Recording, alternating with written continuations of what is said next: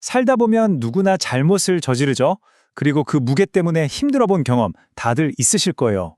용서라는 게 정말 간절해지는 순간들이요. 수천 년 전 한 시편 기자가 바로 그 고통과 해방의 여정을 아주 생생하게 기록했는데요. 오늘 고대 기독교 사상가들, 이른바 교부들이 그 여정을 어떻게 해석하고 따라갔는지 함께 떠나보겠습니다. 자, 한번 깊이 들어가 보시죠. 자, 이 여정의 목적지가 어딘지부터 한번 볼까요? 놀랍게도 시편은 복이 있다, 다시 말해 행복하다는 선언으로 시작해요. 죄가 용서받고 깨끗하게 가려진 상태, 이게 바로 우리가 도달하고 싶은 그런 깊은 행복의 상태라는 거죠. 네, 이게 바로 오늘 우리가 파고들 핵심 질문입니다. 시편 32편이라는 오래된 지도를 펼쳐놓고 교부라고 불리는 초기 기독교의 위대한 스승들의 안내를 받아서 그 답을 함께 찾아가 보려고 합니다. 여정의 출발점은요, 문제의 인식에서부터 시작됩니다. 바로 입을 꾹 닫고 있을 때 찾아오는 극심한 고통, 침묵의 고통입니다. 시편 기자는 죄를 혼자 끌어안고 있을 때 상태를 정말이지 너무나 생생하게 묘사하고 있어요. 뼈가 쇠하는 듯한 고통이라니, 이건 단순히 마음이 좀 불편한 수준이 아니라 말 그대로 온몸으로 느껴지는 실존적인 고통이라는 거예요. 바로 이 원문이 그 끔찍한 고통을 담고 있죠. 초기 기독교 사상가들은 이 구절들을 그냥 아름다운 시적 표현이라고 생각하지 않았습니다. 오히려 죄책감이라는 게 인간의 영혼과 육체 모두를 어떻게 파괴하는지에 대한 아주 깊은 심리적인 통찰로 받아들였어요. 그러니까 카시오도로스나 아우구스티누스 같은 교부들은 이 구절들을 보면서 숨겨진 죄가 우리 영혼만 갉아먹는 게 아니라고 본 거죠. 몸까지 병들게 한다는 거예요. 뼈가 쇠하는 건 육체적인 쇠약을, 주의 손이 무겁게 두르는 건 영혼이 느끼는 압박감을 의미했죠. 결국 침묵한다는 건 자신의 교만 때문에 스스로를 감옥에 가둔 것과 같다는 겁니다.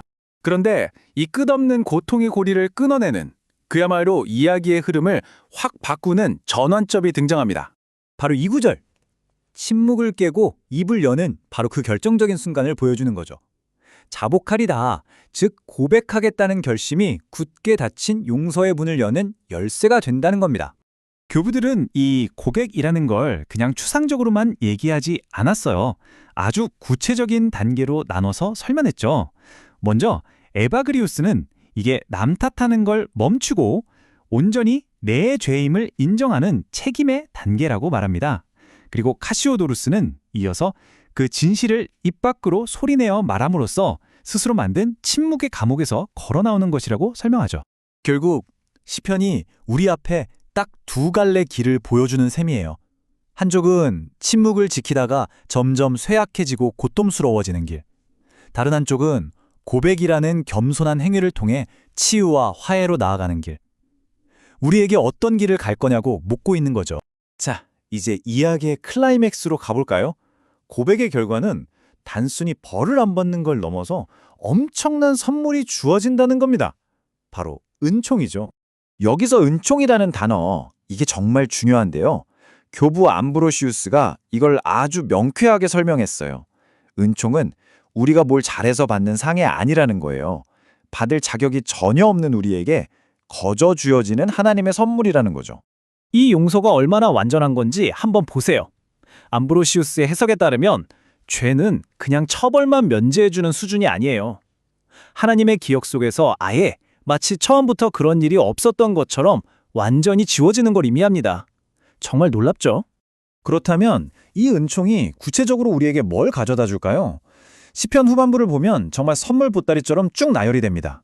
위험할 때 숨을 수 있는 은신처가 되어주고, 기쁨의 구원의 노래로 우리를 감싸주고, 앞으로 어떻게 살아야 할지 갈 길을 명확하게 보여주기까지 한 사람의 인생이 완전히 회복되는 거죠. 자, 그럼 이제 정리를 한번 해볼까요?